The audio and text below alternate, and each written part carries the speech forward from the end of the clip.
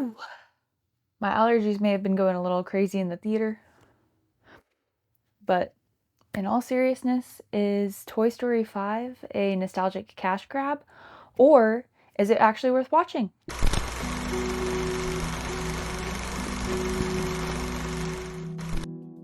Toy Story 5 follows Jessie as she adventures off to find Bonnie a real friend.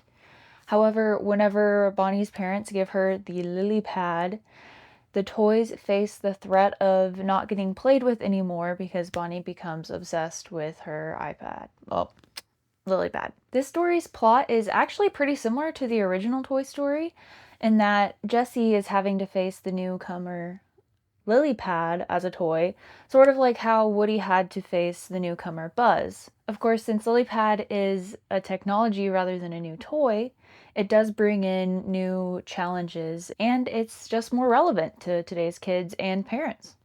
Now, Jessie is the main character of this movie for sure, no doubt about it.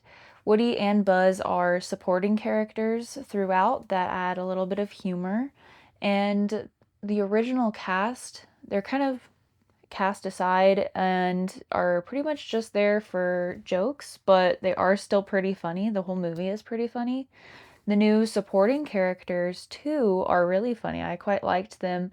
Definitely much better than the new characters in Toy Story 4. But these new characters, they actually add to the story and help Jessie with her character arc, which she does get quite a good character arc in this movie. Jessie essentially has to overcome her hatred and spite towards basically all the vices that she fears will cause Bonnie to no longer play with the toys and kids as a whole.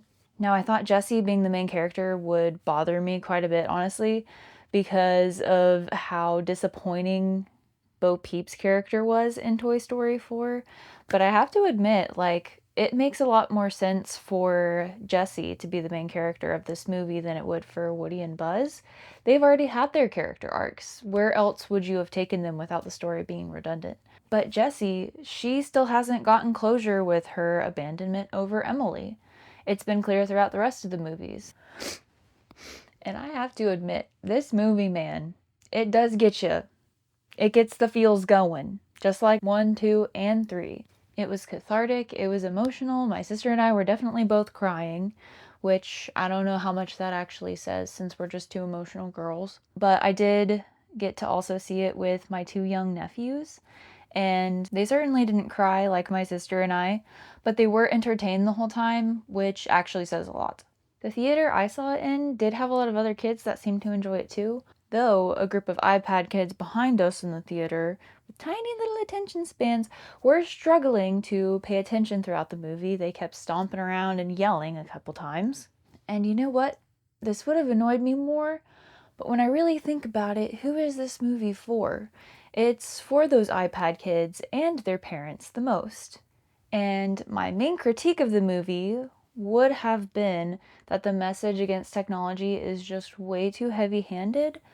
However, perhaps the writers understood that the dopamine addicts who need the message against technology in this movie the most are the ones who need it repeated loud and clear.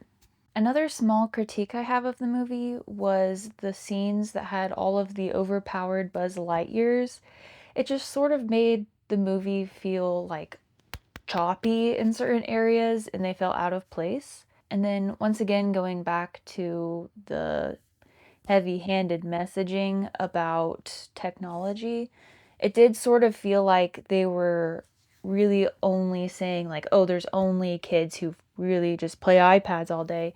And then there's kids who only play with toys. But, like, personally, my nephews and other kids that I know, they are able to play on their iPad, but also still have all of the imagination of playing with toys. So that just felt like tinily unrealistic. Overall, though, Toy Story 5 is definitely a worthwhile watch. It really did make me laugh, cry, reminded me of my childhood, specifically making little movies, stop motion movies on my iPad with my Webkins.